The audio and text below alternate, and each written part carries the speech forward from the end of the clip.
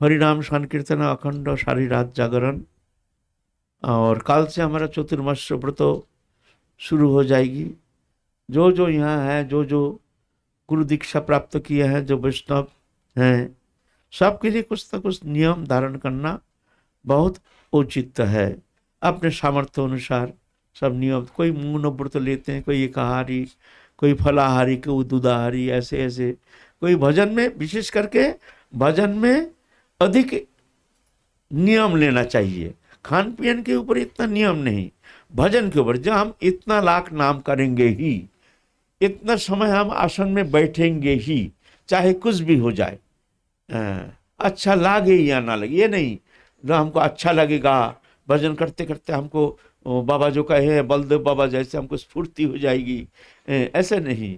कुछ मिले ना मिले, अच्छा लगे ना लगे, आसन छोड़ के उठना नहीं है। इतना नाम करके, एक आसन में हम इतना नाम करेंगे, ऐसे एक दृढ़ प्रतिज्ञ होकर के, दृढ़ व्रत धारण करके, दृढ़ निष्ठा लेकर के भजन करने से तो अब जाकर के राधा रानी की कृपा कुछ तो अनुभव कर सकते हैं। जो साधक जीवन में भजन करती हो, कोई नियम निष्ठा नहीं है, कोई नियम धारण नहीं करते हैं, तो अनियम अनियमित साधक के लिए विशेष कुछ प्राप्त होना संभव नहीं है। भजन नियम तक जनसंग था, भक्ति के बाधक है। भजन के नियम त्याग करना, कोई नियम फियम नहीं। खा रहे हैं, घूम रहे हैं, थोड़ा माला कर लिया, कभी यहाँ बैठ गया, कभी वहाँ बैठ गया, कभी इस तरह गप, ऐसे नहीं। नियम, इतने समय उठना ही पड़ेगा, उठो।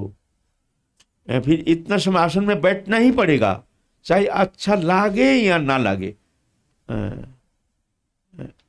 इतना नाम हमको करना ही पड़ेगा, हमको रुचि हो चाहे ना हो, चाहे कितने भी अरुचि हो। हाँ, इस तरह से नियम करके तुमको भजन करना पड़ेगा। तो चतुर्मास व्रत आया है, बड़े शुभ मंगलमय समय। और ब्रजभूमि में जो आए हैं वो तो बहुत भाग्यशाली है।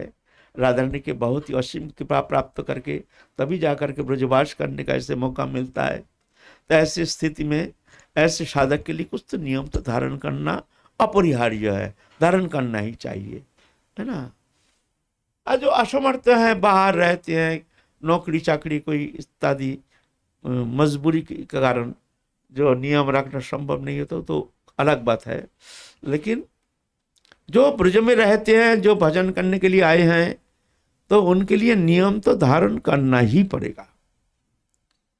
खान पीन आदि, जैसे बाहर का खाना नहीं खाएंगे, भंडारा आदि नहीं खाएंगे, भिक्षावृत्ति के द्वारा, साधु जो है वो भिक्षावृत्ति के द्वारा अवलंबन करके अपना भजन करेंगे। पा लिया खा लिया, ऐसे नहीं। जीवा के ऊपर संयम चाहिए, है ना। इस तरह से व्रत धारण करके अपने साधन क्रिया में तत्पर रहना चाहिए। आज की कथा विश्राम, फिर काल नहीं, परसों हम लोग फिर ऐसे भक्त कथा अमृत सुधा, जैसे राधा रानी की इच्छा होगी तदनुसार फिर हम लोग आस्वादन करेंगे। जय जय श्री राधे, निताई गौर हरि बोल।